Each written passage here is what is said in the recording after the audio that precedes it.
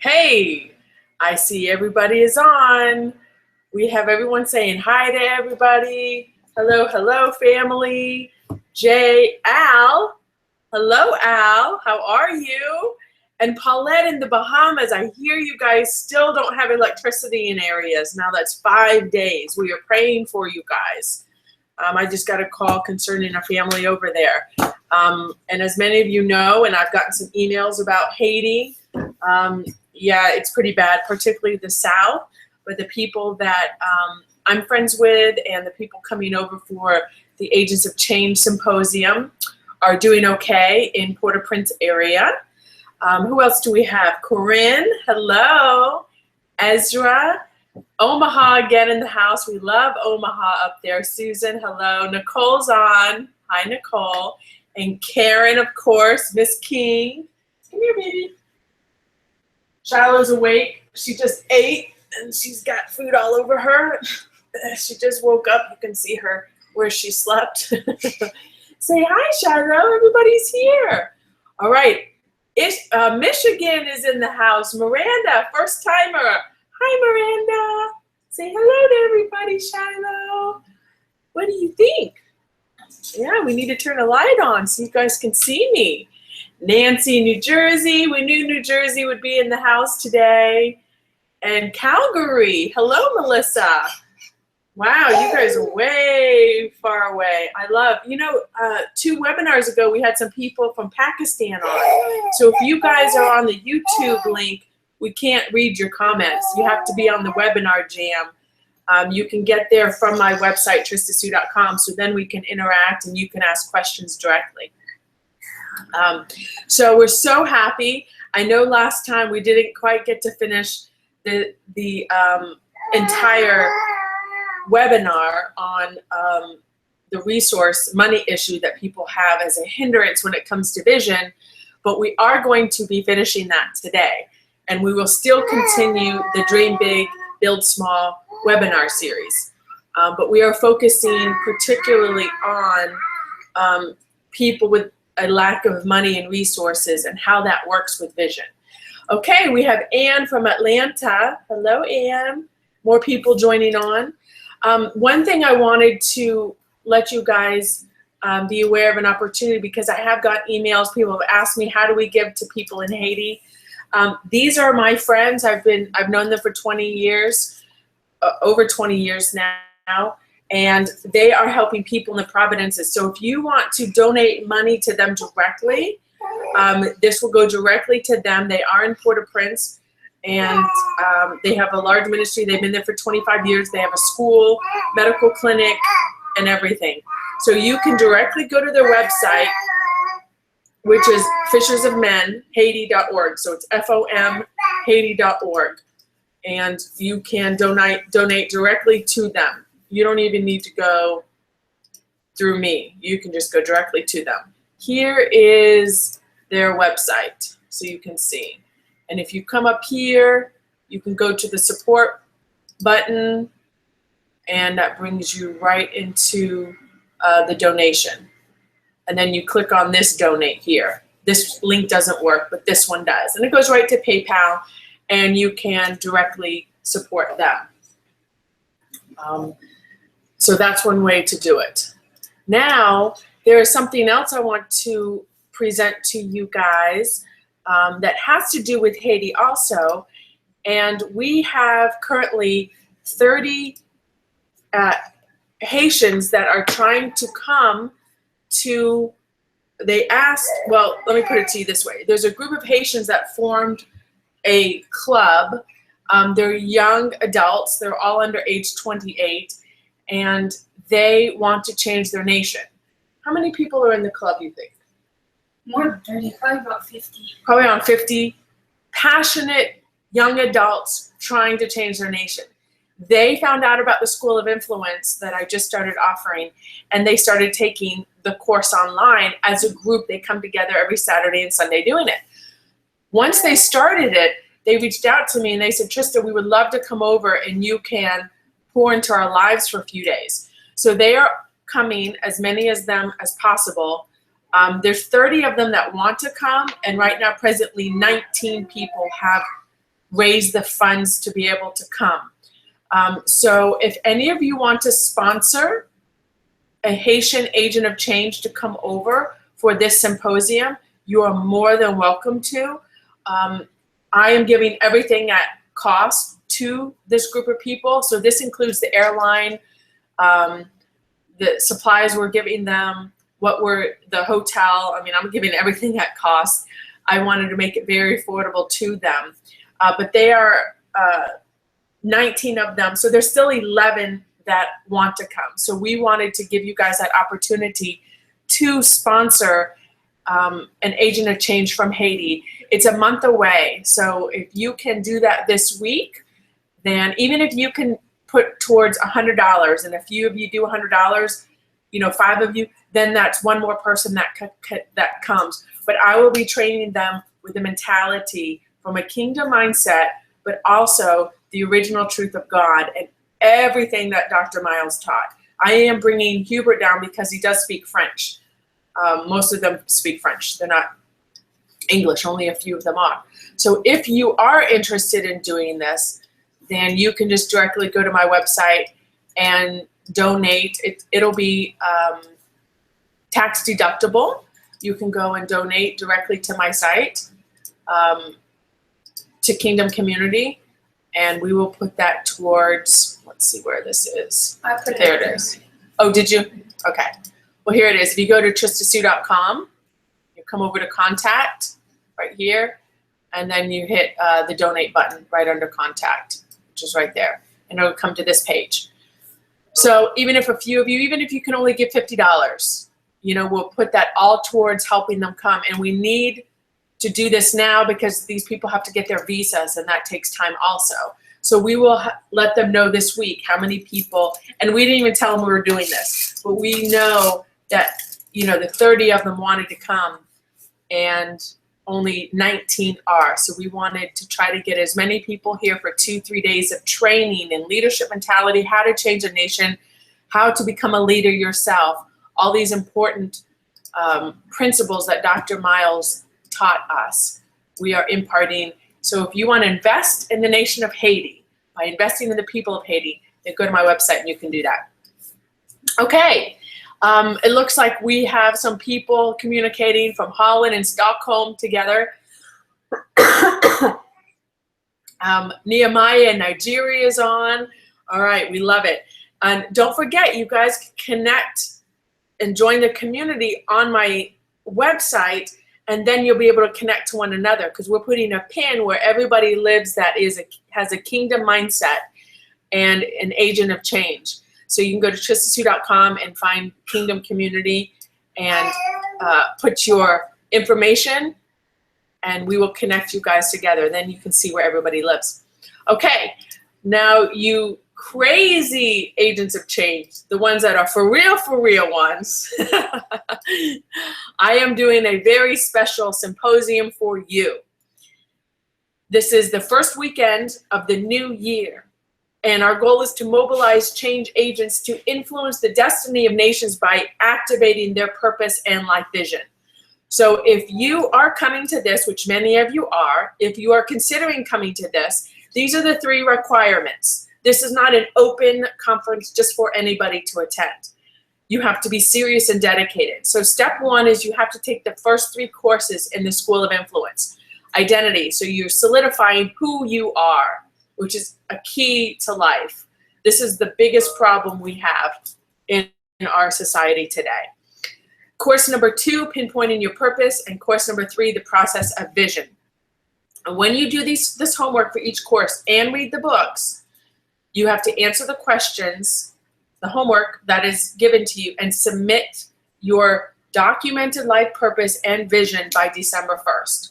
So you can go ahead and register on my website for the symposium, and some of you already have, we will send you a link and you can fill out your 5 questions of who you are, documented purpose and statement, your life vision, and the goals and objectives to get there. And then once you are vetted and we see you're serious, you must be dedicated to fulfilling your life vision. So we're going to come together corporately as a group to do this. And I think this is key for this time in history. None of these lone rangers. We need community. There is unity and power in community. So this is very important. Okay, now we're going to get into the meat of the vision. Of the webinar concerning vision. As you know, we've had almost 100 people now do the survey, answering the questions, what are the biggest hindrances to your life vision? Now, not everybody has learned about vision, I could tell from the survey, but I wanted you to see that everybody that answered, this is an older, so there's more than 90 answered now, but a few weeks ago, this is where we were. So you can see the hindrances people have. 60% was shortage of money or resources. 40%, 38% right underneath realized they didn't have the right mindset and attitude. You guys get a gold star and you go to the front of the class. Because that is all it takes. And some of you are aware of this because I read your answers. Everybody did the survey, but they filled out answers. So I have pages of answers and results from this survey. This is very important because I need to understand what are the roadblocks you guys are facing.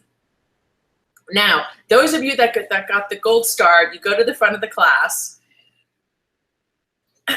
The biggest problem people have with vision really is attitude and belief. And I've done some research and I've done some thinking and I've learned a lot from Dr. Miles. And what it comes down to is I know there's a lot of perceived hindrances, perceived roadblocks, perceived obstacles in initiating your vision. And I think I've narrowed it down to 2 reasons why people do not activate or initiate the vision. Number 1 is they really don't have a deep-rooted belief in themselves. And this is the key to becoming a leader. This is a key to knowing who you are. This is a key to having confidence to take risks. This is a key to go at it alone, even if nobody believes you. Trust me, people, nobody will believe you but yourself. It's you and God, that's it. And once you start going forward and you're actually doing it, people take notice and they say, wow, they're not a talker, they're actually doing something. I wonder if there's really something to this that they're doing. And you can see historically, even in biblical records, this is what's happened to every time, every person that God has come to and says, I want you to do this. They don't believe in themselves. They don't think they have the capability to do it. And God has to battle with their mindsets. So I really do believe it all comes down to your attitude, which is your mentality, your core belief in yourself. This is what gives you confidence. This is what develops confidence. This is what enables you to take risks. This is what enables you to do what nobody else is doing and they're calling you crazy for doing it. So your belief system, your core belief system controls your behavior. Now, if you don't have confidence in yourself, then everything will be an excuse for you. You'll say, what were some of the excuses? You procrastinate. You don't have discipline. I don't have enough money. I'm afraid. I doubt. In my past, this failed. I failed at this. So if you focus on these wrong thinking that you have, they will become bigger than you, and that's your belief system. So, for instance, if you 27% of the people that took the survey, fear was stopping them from going forward. So if you focus and that's your belief that you're afraid and you're going to fail, then you won't step out and do anything. But you have to take the risk and know, yes, there's a possibility that you will fear, but you have to face fear in the face and tell fear to be afraid of you. That's what it comes down to. And it doesn't matter the opinions of people. Nobody is going to believe in your vision but you initially. I had many people come and go since 2010 when I documented and I started a home group and it grew a little bit bigger. People come and go, and that's okay. I don't expect, not everybody is called to help you with your vision. But number one, you first have to believe in it yourself. And if you don't even believe in it, don't expect anybody to come around and help you, let alone God. And so this is key, is the God factor. So if you don't even believe in it or yourself, then how is God going to be any assistance to you? I'm telling you, it takes faith. So change is only possible when your ideas change. Your ideas about who you are, what you were called to do, what you were born to do. When you discover what you were born to do, nothing can stop you. You have to have the bulldog attitude. This is why I was put on the earth, and I must accomplish this. I was born to accomplish this. Listen, when you discover what that is, you're not satisfied with anything else. Nothing else satisfies you. I don't even care what it is. You know, people give you gifts, people do this, or you get a new car, whatever. You're like, oh, this is nice, but it's not the same as fulfilling your life vision. You become alive. It's an internal passion. It's like a combustible engine. That's what it reminds me of. And you have all your cylinders are firing. You don't need external motivation to do what you were born to do once you discover what it is. And I think a lot of people are looking for encouragement, people in power, people to believe in me. You know, they have all these expectations. No, the only expectation is in yourself, with yourself, by yourself. So if you don't have the right thinking and knowing who you are and what you were born to do, then you're going to have an excuse for anything. Everything will be an excuse. It'll be a convenient excuse is what I call them. So this is really key. Now, the key to vision is you are as poor as your thoughts and as wealthy as your vision. So if your thinking is wrong, your life will be wrong. If you have poor thinking, then this is your mentality. This will be your behavior. Everything that emulates from you has this certain mindset. You are only as wealthy as your vision. Everything you need to accomplish what you were born to do is present now. You just have to have eyes to see what you cannot see. And a lot of you know that. 38% of you already know that. I'm going to give you, I'm kind of expounding a little bit on our last webinar, but I'm going to give you 4 of the 12 principles of resources. Oops, I did the wrong one. Hold on, let me do this again. Because all the rest of them are on my School of Influence. So the 4 of the 12 principles of resources. Kingdom resources and money is a trust. God is giving you resources to see if he can trust you with them, if you can manage them. It's a gift. It can be recalled. They can be recalled. Point number 3, the quality of resources you receive is determined according to your ability, which is determined by your own mindset. So it's completely up to you. All of you that are waiting for something to happen, or waiting for money, or waiting for resources, or waiting for encouragement, or waiting for somebody to feed you ideas, it will never happen. You will be waiting until the day you die. So stop waiting. You have to initiate. It takes faith to initiate. You know, we draw this line, we're like, yeah, I have faith. Show me your faith by your actions. Then I will believe what you say. But if you have true faith in God and what you were born to do, then you will start initiating things. Start preparing. You start studying. You start meeting. You start doing whatever it is. You start fasting according. That's what I did with my team. We came back and we got to work after I met with 3 hours with Dr. Monroe. I was like, and he asked of me some things that I was a little blown away with. And I was like, okay, he must know something about me that I don't even know, but I believe it. And I came back to the team. We started fasting. We started meeting every week to prepare ourselves for the vision. Okay? So when God sees you initiating things, that gets his attention. I've talked about how we like God to suit us with a parachute and then we jump out of the plane. That's not how God works. He waits till you jump out of the plane and then he gives you a parachute. So let me put it to you this way, and this is what I do. I always put the demand on God. I always put it back on him. I'm like, okay, this is bigger than me. This phase of it is huge. It's going to take a lot more resources than we have, but I'm going to do it. And if this is of you, then you are obligated to provide for it. Because if he doesn't, I know he's not in it. So I put the pressure on him every single day, every time we're faced with something. All right, God, this is of you. This is in your hands. I put the pressure on you. And I make him perform. I'm doing all that I can. I'm doing all that I can with my brain and my gifting to do my part of the vision. And I put the pressure on him to do his part.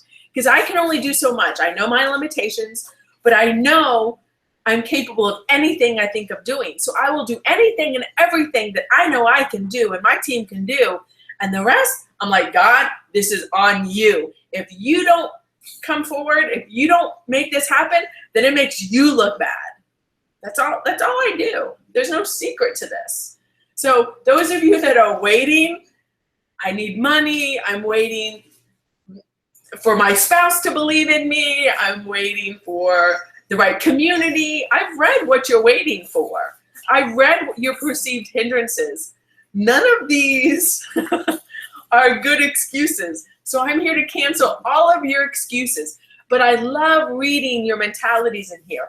I love seeing how half of you overcome the obstacles. And I'm going to share that so it can help some of you. Because we all have different obstacles we're faced. And I think we can help you guys, but it all takes the right mindset. Okay, point number 4. Resources determine your own creativity. And I read one of them. I wish I could find it real quick. I mean, some of you got this, so I don't mean to hark on everybody, but I know some of you got it, but not enough. So somebody said, I don't have enough money now, but I'm coming up with ideas and working with what I do have, and I'm seeing progress. That's it. That's where it takes faith. So resources determine your own creativity. Use what you have. Moses, what is in your hand? Right? He had to go across the Red Sea. He had a stick in his hand. Okay, use that. Elijah said to the widow woman, what do you have? What is in your hand? What do you have? She had a little bit of oil and a little bit of meal, right? She mixed it and God provided.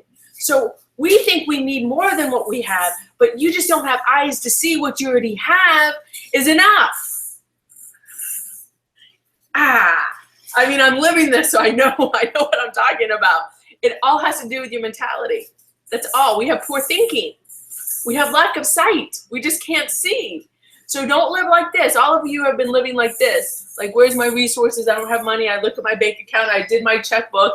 And this is what I see. And you're going by what you see rather than by what you know. What you see. Vision. Okay? I live by what I see in here, not by here. If I lived by my eyesight, I would have never started these webinars. I would have never started the School of Influence. I would have never started an office. I have 2 full-time staff to help you help yourselves, okay? I would have never done any of this. I would have never put my own resources that God's given me. I would have never done any of this if I lived by this. Because what God has called you to do is bigger than what you see. But it takes faith. And it's not the quantity of faith. It's who your faith is in. If your faith is in yourself only and solely, then you're in a lot of trouble. My faith is in God. I'm like, you built me for this assignment, so I'm doing everything possible I can with my thinking, with my mentality, producing programs, producing projects, writing books, doing the School of Influence. Listen, guys, this stuff takes all my time and energy, all their time and energy, full-time, day and night. They're working on the weekends, like, because we love what we do. We're living. We're not just living life. Like, we're living life. It's not living us. So there's a huge difference. So when you find your vision, you find the passion, you're just like rocking and rolling. Nothing can stop you. So I encourage you, if you have a mental block, do whatever you can to get past that hurdle, because we all have mental blocks. But if you let them stop you, then you've stopped yourself. It all has to do with your mentality. So the scarcest thing that most people have is money. We all know that. I saw 60% of you said, we don't have money, we don't have resources. Solomon says, if you hoard money, it takes wings. So you guys that are trying to scrape everything and, okay, I need this, I need this, I need this. Listen, everything in the kingdom is a paradox. So if what you have isn't enough for what you need, then you need to give it away. You need to invest it. Go buy a book. Go give it to somebody. Send it to me. Send it to Haiti. Send it somewhere. Sponsor a Haitian to come over. You're investing in somebody else's vision. That's an investment in your own vision, whether you know it or not. Okay? So don't hoard it. Put pressure on God. And that's what I do. I'm like, okay, God, I only have $500. That's not enough. So here's $50 and I give it to somebody. I'm putting demand on God because I know I am not my own source. He is my source. And listen guys, he's God. He's God. He can do anything, anytime, anywhere that he wants to get you what you need. He's just looking for people with some faith. Like just a little bit of a seed of a mustard. A little bit of childlike faith. That's all he's looking for. So he's waiting on you. And we think we're waiting on God. I'm doing them. No. What if Noah waited for God? Right? God came to Noah. He gave him some instructions.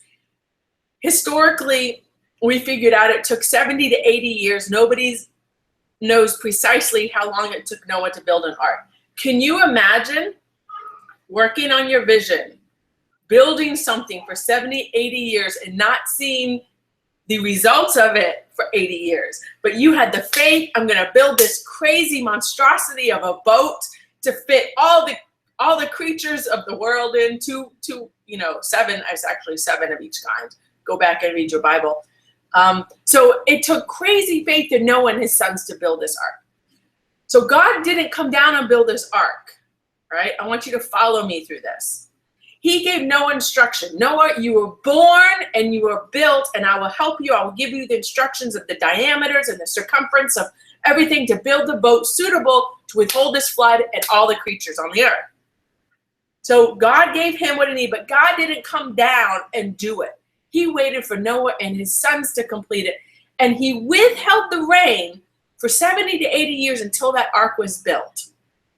Then when the ark was built, and then when everybody got on the boat, it wasn't raining yet.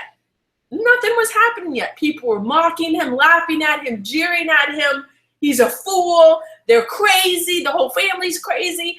Everybody was like, they're just crazy. So they went through that for 70 to 80 years. That's a lifetime for us. Then when everybody got on this boat, God opened up the heavens. He opened up the ground. The streams opened, the floods, the rain came from above and it came from below. And then all of a sudden, this big, huge, massive flood. And all the people that were laughing, they weren't laughing anymore. But my point is, Noah did what Noah had to do because God couldn't do it. And then when Noah did his part, God came in, shut the door, and sent the floods. So my point is, God is waiting on you to initiate, you just need a little bit of faith, initiate it, right? Dream big, build small. It's all done in increments.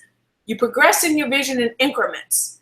So, you don't need the faith for the end result yet. You need faith for the beginning. And as it progresses, your faith grows. And it gets, oh my gosh, I can see. Oh my gosh, Trista was right. It's true. So God is just waiting on you to jump out of the plane. Then he will give you a parachute. Yes, you will have to take risks. Yes, it's lonely at the top. Nobody's going to believe in your vision.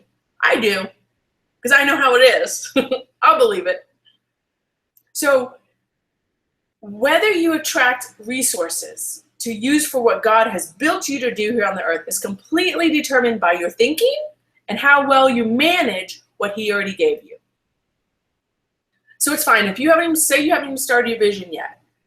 Okay, that's fine. I didn't even know I had a vision. I didn't know because religion didn't teach me that. And I understand that. And some of you put that in here. I didn't know either. So that's okay. So I lived 36 years without a vision. Man, when I started initiating my vision, I said, how did I go so long? I wasn't really doing anything, but I thought I was, because religion keeps you busy. They keep you busy with their programs and their pageant, all their stuff that they do. They keep you busy in activity rather than your life assignment. Man, I started living my life assignment. I said, man, this is life. I wasn't even living before. Why did I wait so long? How come the church didn't tell me? I didn't know. I thought I was born to worship God. Just sit around and worship him. My license plate said DJ for JC. Okay? Been there, done that. Oh my goodness. Lord have mercy. Thank you, Lord, for saving us from ourselves. So if you don't increase and add value to the resources he's already given you, even before you started your vision, okay? For those of you that haven't started yet, it's okay. It's never too late. I had a 70-year-old, I think he's an elder in a church, email me today. I'm not done. I want to finish well. I know the kingdom. Nobody's teaching the kingdom. They throw it into religion, and it's still religion, and they sprinkle the word kingdom around. They don't even know what they're talking about. I go, I know, I understand. So he's like, I want to finish well. Can I plug in? What are you guys doing? So it's never too late. I have good news. If you are still breathing, God is waiting for you to fulfill your vision. But you must add value with the resources you have existing, no matter where you are. If you haven't started the vision or not, it doesn't matter. Add value to what you have and multiply what God gives you. Bless people. Fulfill your purpose. If you are not doing that, then you are no good to God. So purpose attracts the prosperity for the fulfillment. Lord, I repent. I didn't know what my purpose was. I didn't know I was born for something bigger than me. I didn't know I had a life vision, but now I know. Start managing what you have now. And watch what God does when you start adding value. He'll give you some resources, and he'll watch and see what you do with it. If you consume it for your own personal benefit, or if you use it to the vision that he's giving you. So purpose attracts prosperity for the fulfillment of that purpose. So he's testing you. He's watching you. God will always finance his own products, his purpose, and his assignments. So put the money to work. Whatever you have, put it to work. Invest in somebody else. If you're working on your vision, invest in somebody who has a vision. God, I'm working on mine. I don't know what it is, but I'm going to get it. I'm going to figure it out. I made it possible through the School of Influence for you to figure it out. Okay? It's not hard. You just have to sit and think and dig deep because it's trapped inside of you. It's already there. You're not going to hear it out in the wilderness or at the front altar like I was, slain in the spirit, waiting to hear the voice of God. Put the money to work, whatever money works for you. So if you don't manage money now, it will destroy you. Like we've seen with the lottery winners. They are usually far off worse when they won the lottery and they squander it than how they were living before. So if you do not manage and add value with what you have now, Jesus calls you lazy and wicked. Doing nothing, he calls lazy and wicked. Chew on that for a while. That's in the parable with the talents. So anytime God gives you resources, he wants them to work for you. Now, if you reverse this, like I've seen some of you have, and you work 2 jobs and you're working for money, guess who's the boss? You have stress and you die. You are supposed to work for purpose, not for money.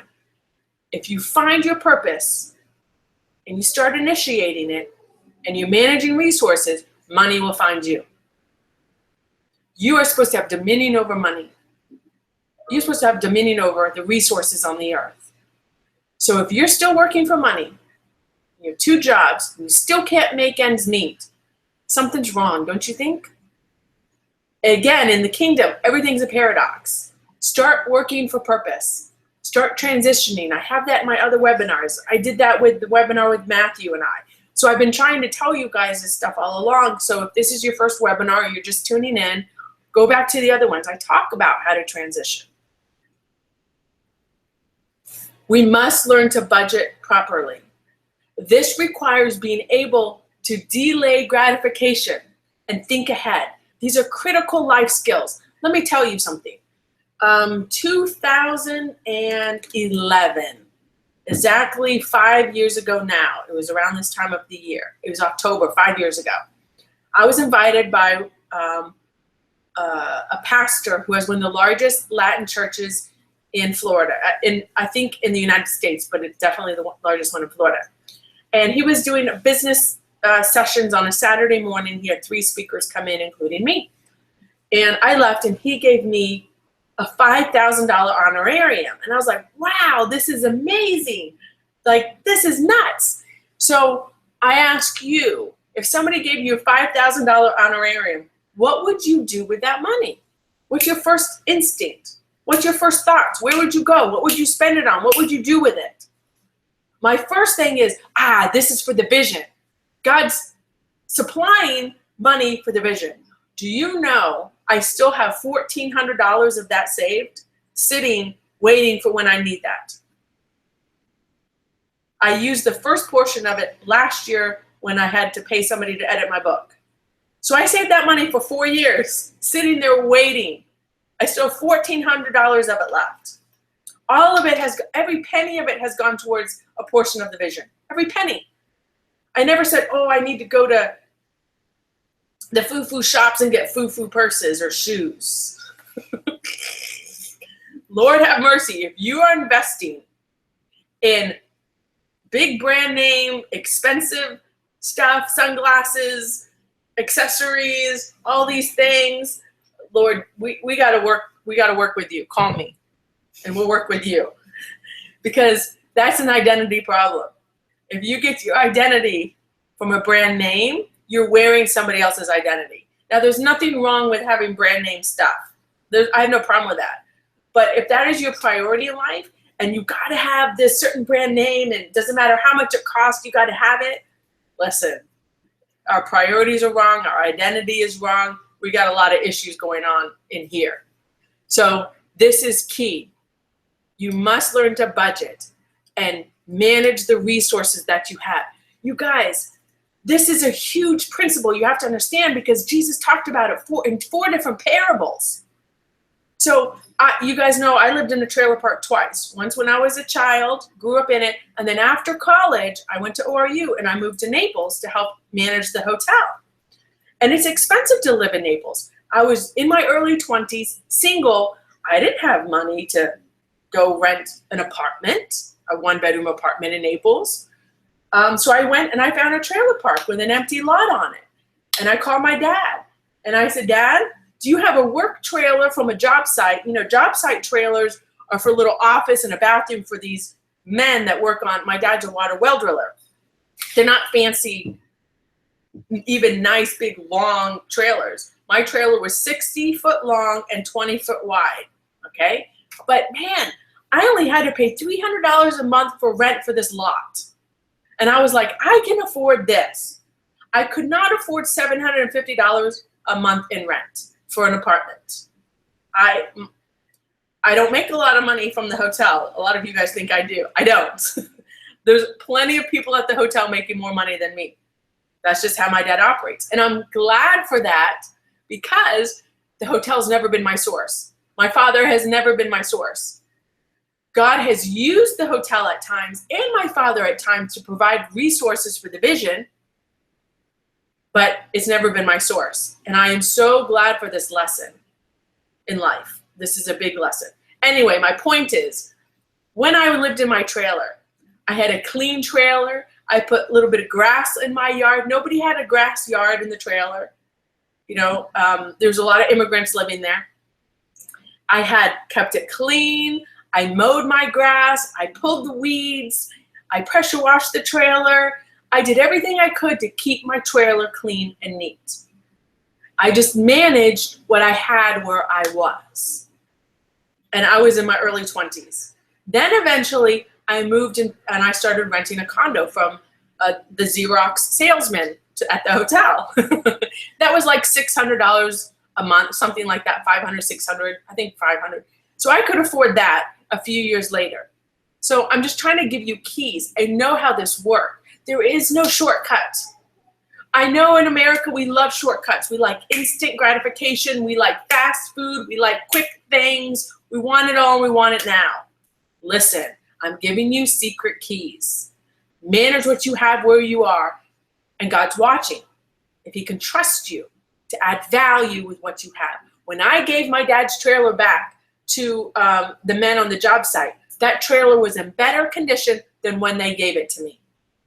So operate with those principles with everything you have in life. Everything. Manage your kitchen, manage your bedroom, manage your closet, manage the trunk of your car, manage what you have now. Because what you were born to do is bigger than you. And God is just watching how you manage. He's going to give you a few resources when you start managing what you have. He's watching to see if he can trust you with them. Tithing.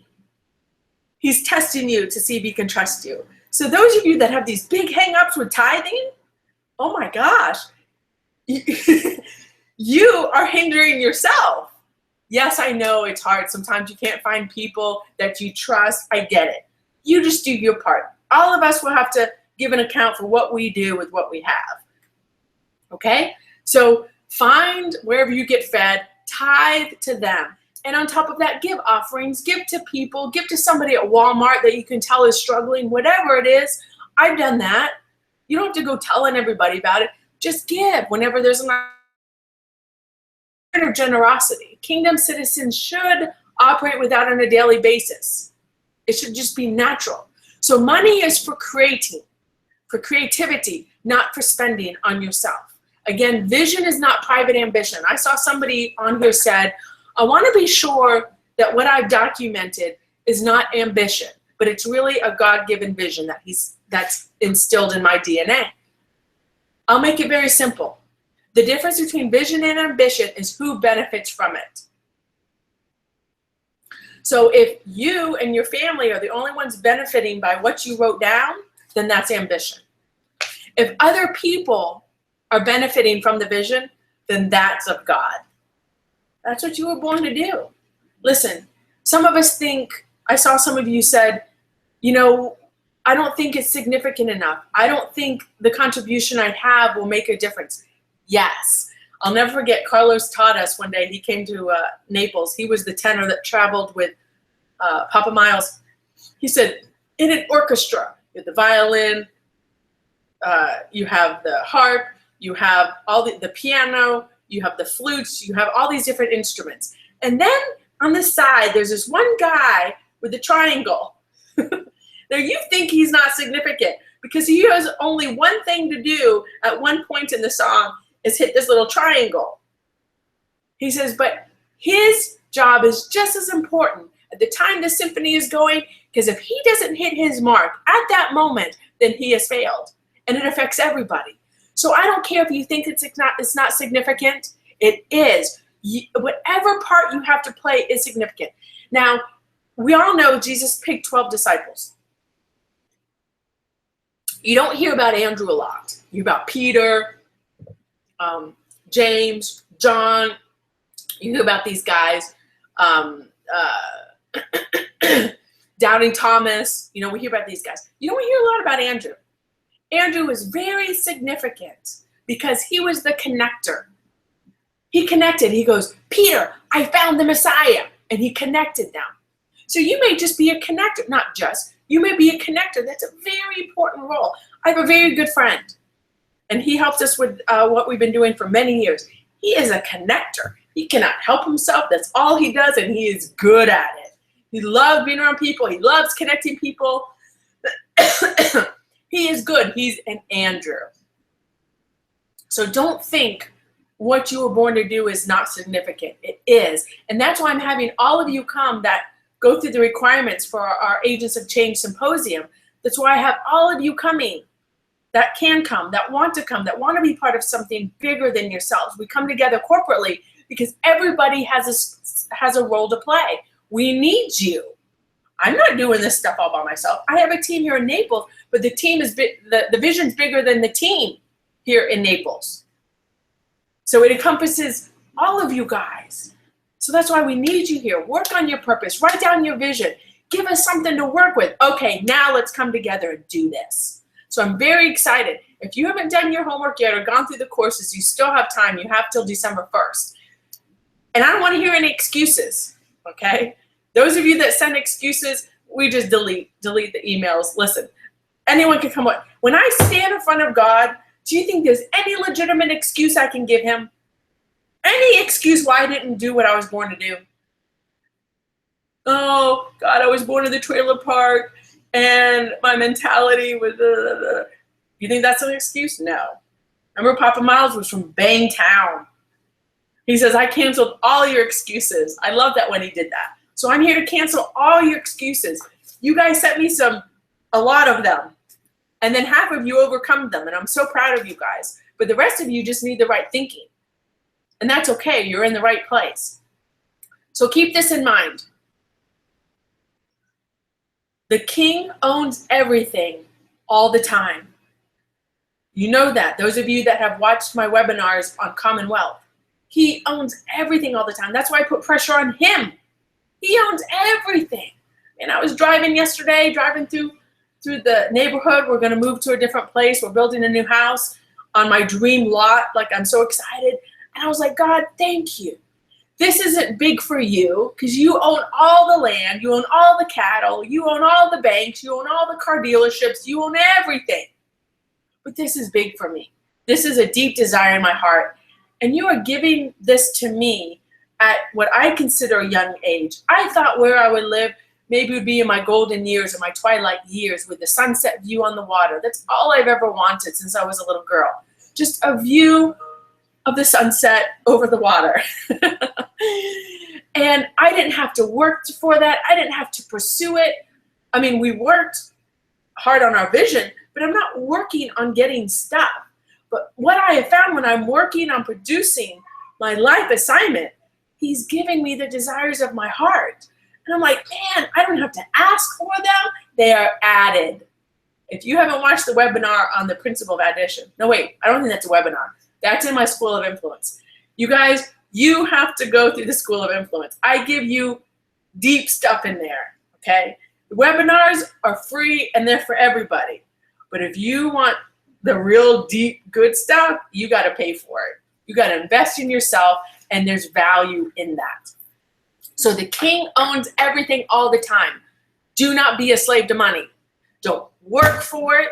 Don't pray for it. Don't pursue it. Because if you have, you are just like the religious people. That's what he called pagans. You're just like them. Pagans are religious people. That's what they pray for. So here are the two keys to money regarding vision. Let me put this up on the slide for you. You guys, I hope you're taking notes. Good students take notes. Okay. Two keys to managing money, regarding vision. How well you are managing what you have currently. Are you obedient giving? Are you consistent tither? Are you taking care and adding value to the resources you already have? And number two, are the money and resources acquired used for the vision or for personal consumption? That's the key, okay? I've already talked about these keys to you guys. Now, I thought of this right before the webinar because I see a lot of your answers on here. And thank you for doing the survey. Those of you that wrote your hindrances and were transparent, I appreciate it because it really helped me understand where people's thinking is. So, 60% of you, I don't have enough money. Okay. You think you need money to start a business. You think you need money for your vision. Let me show you this book. What does it say? Think and grow rich. And remember, you're only as wealthy as your life vision. So if your thinking is poor, right? We talked about this, then your life will be a reflection of that. So this doesn't say work and grow rich. This doesn't say swindle and grow rich. This doesn't say take shortcuts in life and grow rich. This doesn't say win the lottery and grow rich. Think and grow rich. This is one thing the church never taught me to do for myself, is to think. That's why Papa wanted me to write that last book, Figure It Out. He says, Christians are so lazy, they're spoon-fed junk from the pulpit. They eat and swallow whatever is spoon-fed to them, and they don't think for themselves. Now, this book stole the principles from the Bible, just so you guys know. I started reading this book a few years ago. I think I got through the first chapter, and I said, oh, this is what Papas are teaching us already. I got it. Let me tell you, Papa Miles read hundreds and hundreds of books, okay? Then he applied things that were the principles from the Word of God, and he taught us and trained us in that. He traveled the world, had an amazing worldview. Culturally, what's going on, nationally, what's going on in the governments. He understood the root of the problems, deep, deep-rooted problems going on culturally, racially, nationally, spiritually, all of the above. And then he trained us how to overcome it. He trained us in them. So my point is, money is an idea and it's in your head. That's my point. You guys are waiting. Stop waiting and start thinking. Somebody quote that and tweet that. That's good. I'm going to put that in my book. Stop waiting and start thinking. Okay? So if your thinking is correct, then wealth is attracted according to how much your vision is needed. How much of it is needed for your vision. Remember, you're only as wealthy as your life vision. So wealth is a byproduct of kingdom thinking. That's it. So stop waiting and start thinking. That's why in my school of influence, I'm like, you guys have to take time to think. I drill this in you.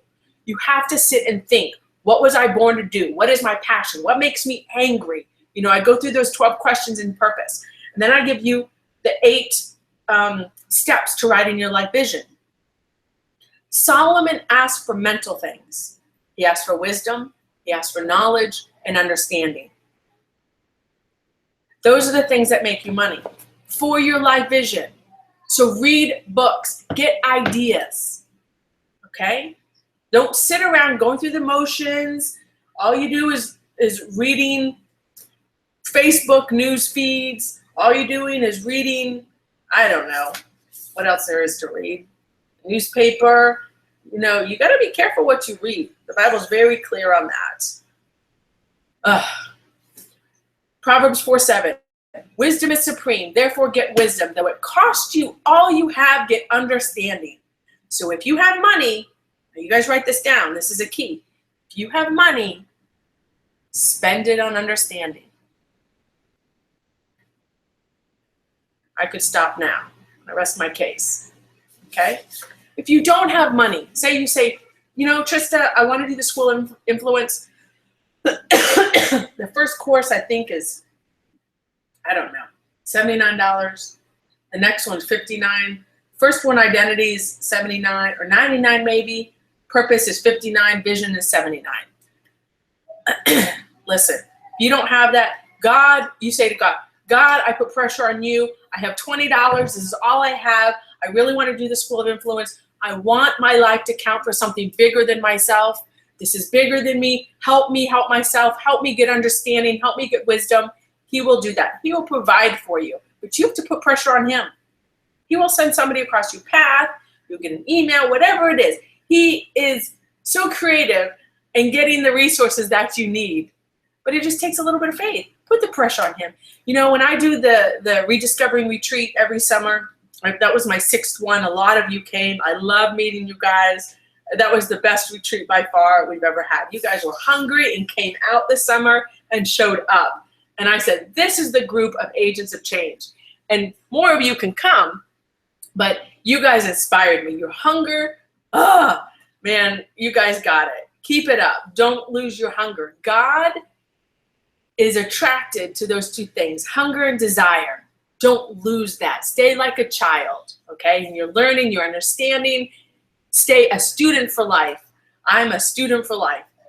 So what I want you to do is if you think you don't have the resources, you put pressure on God. God, I want to do the School of Influence. I want to go to the symposium. You know, when I did the school, this is what I was going to say. When I did the retreat, the Kingdom retreat this summer, a few people didn't come, and some said, I don't have the money. You don't need the money to come. You need the desire to come. God, I want to go to Naples. I want to go to the Kingdom retreat. I want to learn more about the kingdom. Watch what God does. But we come up with these excuses. Oh, I don't have transportation. You know, somebody took a bus from Colorado. Somebody else drove 17 hours from Alabama. I think it was 17 hours, somewhere around there. You guys came from all over, California, up north. I saw how desperate you guys were to get there. Man, that inspired me. I said, God, these people are hungry. Give them everything they want. Use me for the Holy Spirit to use me to give them what they want, what they came for. Man, you guys blew me away this summer. I was just, oh my gosh, you guys have no idea. So we're going to do it again. The Agents of Change Symposium. For those of you that realize this is bigger than me, I want to contribute to something bigger than myself. So we're here to help you.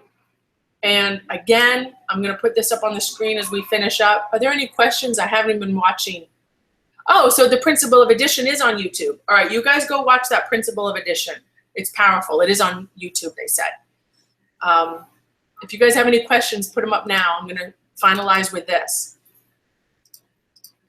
School of Influence. I suggest you go through, this is just the first level that I'm done. I'm going to start working on level 2 soon. But the identity issue, level, course 2, pinpointing your purpose, course 3, process of vision, course 4, keys to true personal success. That's where I talk about maximizing faith, the economics in the kingdom, addition, principle of addition, and then number 5, kingdom economics and business principles. So I highly recommend you guys just invest in yourself. That's all you need to do. That's all it is. So if we have any questions, I'll see if any of you have any questions. I want to leave you with a quote. See if there's any questions. Oh, Nicole, I drove 10 hours. There's no way I was going to miss it. Okay. Yes, a lot of you sacrificed to come, and that's an indication of hunger. So I applaud you. All right, I don't see any questions. I'm going to leave you with one last quote. This is from Dr. Miles Monroe. I found it yesterday. When you think, oh, someone has a question. This is off topic, but how does the new apostolic movement in church have to do with the kingdom? I have no idea. I don't know about a new apostolic movement. I don't know anything about that. Jesus didn't address that. Let me tell you this. What we consider the fivefold ministry are actually 5 functions. Okay? They're not titles. They're functions. You can function in those when the time is needed. There's times right now you see me function as a teacher. There's times I function as a pastor. There's times I function in apostolic because I'm planting things. I'm doing things. Those are functions. So I'm not sure about apostolic movement. All I know is about the kingdom of God has arrived. And it's our job as agents of change to implement and influence for the kingdom of God here and now. We are a very critical time in history. When God took Papa out, I go, wow, God is serious. It's time. That got my attention. God already had my attention, but I was like, game on for real, for real. Wow, that was huge. So I would focus on the majors. Jesus told us what those majors were. When you don't understand the kingdom and you are trapped in religion, you major on the minors, okay? If Jesus didn't talk about it, I wouldn't worry about it. He says, don't worry about the end. Don't worry about these things. All these things have to happen. This message of the kingdom determines the end. Okay? So unpack your bags. The end is not yet until this message is spread. And we saw with Dr. Miles, it started. And we have our work to do. And that's why we're coming to the symposium. Okay? So I'm going to finish this quote. What Dr. Miles says. When you think what God has called you to do is only for you, then you are useless to him.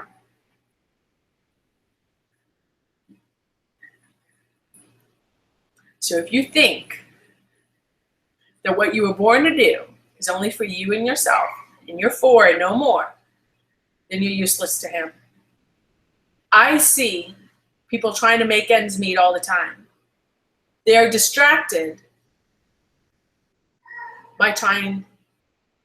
they're distracted by paying their bills. They're distracted by health issues. They're distracted by all these things in life. How can you focus on what you're born to do if you're distracted all the time by these things? I'm telling you, everything in the kingdom is a paradox. You get your focus on your purpose. You get your focus on bringing the kingdom here and now through your gifting, through your purpose, through your life vision. Your vision is when you're activating your purpose and you're living it out. That's all it is. When you do that, God is obligated to take care of everything. Some of you said, I have a job and I can't do anything. I'm working. Okay, that's a whole nother webinar. I'm going to go through this list for those of you that want to hang on for 5 more minutes, okay? These are how half of you overcame your obstacles. And I'm going to go through this list to encourage you guys that are struggling with some of these same things, okay? It took maturity for me to overcome. Realizing that not everything has to be perfect. No one will give you an opportunity to your responsibility but God. So they understood it's time to grow up. It's time to be responsible. Not everything has to be perfect. We think, oh, when my A's, B's, and C's and my I's are dotted and my T's are crossed. That's not, what's the point of faith if you're waiting for that? Next one. Fear was my main obstacle, and I've worked through that. I also feel like the task before me is overwhelming.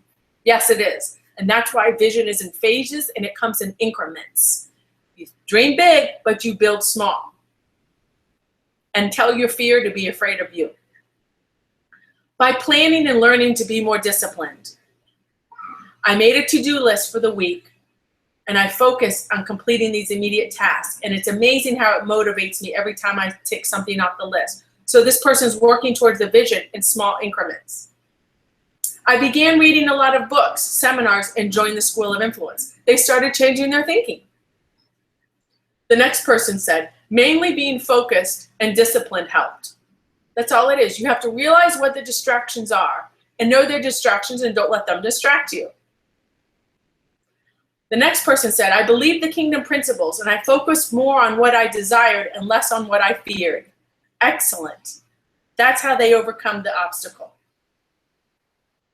The next person said, I researched and I found out that few of the people I meet can get involved with fundraising to get my project going. People aren't going to believe in your vision and they're not going to invest in it. You believe it in yourself, in your first, and you invest in it yourself. Don't wait for other people because that won't happen for a while. The next person said, I push myself. Determination. I love it. The next one, I overcame my obstacles by constantly feeding myself kingdom teaching. Dr. Miles and Trista Sue's teachings and books enabled me to change my thinking. They got it. It comes down to thinking. The next one, I prioritized my vision and set aside for it. I found my gift and started operating, and I can see provision has started. That's it. That's it. They got it. I'm so excited. The next one said, a better management of resources. It's a principle. They got it. The next one, prioritizing and applying principles. The next one, I changed my mindset and the circle of people I socialize with to people who have a positive mindset and that could give me guidance and hold me accountable to my vision and goals. Excellent. Some people need accountability, but this person changed their mindset. The next person said, by focusing on small progress. That's it. Because it is overwhelming, but you don't focus on the overwhelming. You focus on the increments, on the phase that you're in and the small progress you're in. The next person said, by believing in myself and convincing myself I can do it. This person just had to believe in themselves. That's it. And that's the key. You have to have a strong root of belief in yourself. If you go through the 4 types of people Jesus talked about in the principles. Because I hear what some of you guys are saying. You're like, believe in yourself? No, you need to believe in God. Okay, listen. Okay, Jesus said the 4 different types of people who hear the kingdom message. Some are stony. He's saying they have a mind like a rock. Nothing will penetrate them, right? Some of them, the soil, there's some weeds, there's some rocks, there's pebbles there, it's sandy. Those are the people that are kind of like, yeah, they get excited about things all the time, and then it just kind of slides away, kind of goes away. Then the next type of person is it goes in shallow soil, and they get all excited and pumped up, and like, yeah, we're gonna do this, and then persecution and problems come, and they're gone. But the 4th type of person, Jesus was very clear. The seeds went in the soil, right? This is the type of person that has a deep-rooted belief in themselves. That's the key. You got to believe, number one, who you are. When you know who you are, you're confident. I'm not talking about proud. I'm talking about being confident in yourself. When you know who you are, you know what you were born to do. You're like, I am equipped to do whatever it is I was born to do. God sent me to the certain family. I was dropped in a trailer park. I was dropped and I went to a Christian school. Like, every situation surrounding your life and the environment you grew up in was to make you a product of what God wanted you to be in order to fulfill your vision. Now, I'm not saying that regarding if you're a victim of circumstance and traumatic experience, but God will use that to his glory. He will use that as part of his story. Okay? So you were born and built to do. You just have to believe in yourself that you can do it. Moses was trying to argue with God. No, I can't talk. I'm from the wrong clan. God got mad at him. The Bible says his anger burned in him. God got so mad. His anger burned in him against Moses. And Moses like, can my brother Aaron come? My half brother? And God's like, fine, but you're still the mouthpiece. People will think it's coming from you. So Moses didn't even believe in himself. That's my point. You see that Jeremiah didn't believe in himself. Gideon didn't believe in himself. None of these people believed in themselves. God had to convince them to do what they were born to do. Okay. Next point. This person said, I had discipline and lots of lack of sleep. Yay! They got it though. Papa said, if you love your pillow, you won't change the world. The next person said, I am still pressing through, being more consistent on focusing on changing my mindset. I'm continuing to use the word of God and push past doubt, unbelief, and fear, reminding myself who I am in Christ. It's been a process, but I am victorious. They got it. Next one, by becoming more focused on the vision and choosing my time according to my vision and managing my resources. They got it. You guys, you got it. You're on the right path. You're starting right. You're doing well. Just keep going. Okay. I'll go through the rest later. We're already 10 minutes behind. But you guys are getting it. I just want you to get past your own belief system or your unbelief system. Okay? So this is bigger than you, right? Think. God will give you ideas. God will give you resources. He's watching how you manage them, if he can trust you with them. Listen, a lot of people in church, he can't trust with resources. They get a check for $1,000 and they go squandering it and consuming it. I don't know. So I have one more question, then I'm going to finish. Does investing in another person's vision to add value require joining them, especially when you see some things differently? You don't have to join them. I mean, that's a principle you're activating when you invest in somebody else's vision. I recommend you do. If you know somebody, invest $50 into their vision. Invest whatever your ability is to invest. Everyone has different abilities. Activate that principle. Okay? But I recommend you add or you activate this principle in somebody who has a kingdom mindset and is doing something for the kingdom of God.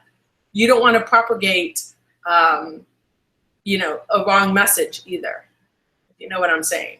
Okay? You don't want to invest in a lie. I'll put it to you that way. Okay. All right, guys. It's been wonderful. We've seen some new people, some old friendly faces. I hope to see you guys in 2 weeks for the next webinar. We will continue along the lines of vision.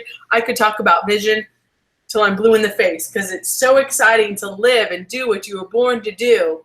Yes, you will have obstacles. Yes, you will have to face your fear in the face. Yes, you will have to overcome the naysayers. Believe me, there's people that are just jealous. They're just jealous of what you're doing because you're doing something. It's crazy. I'm talking about kingdom people I know that are all cross-eyed about me, and I'm like, man, don't worry about me. I'm doing what I was born to do. You worry about you, what you were born to do. So you're going to have naysayers. You're in the family especially. They will be there. But you're a leader, and you're born to lead. You have to have a belief in yourself and confidence in yourself. God does. Do you? Love you guys. Thank you. Bye, Paulette. See you guys. Susan, bye. All right, we'll see you in 2 weeks. Take care.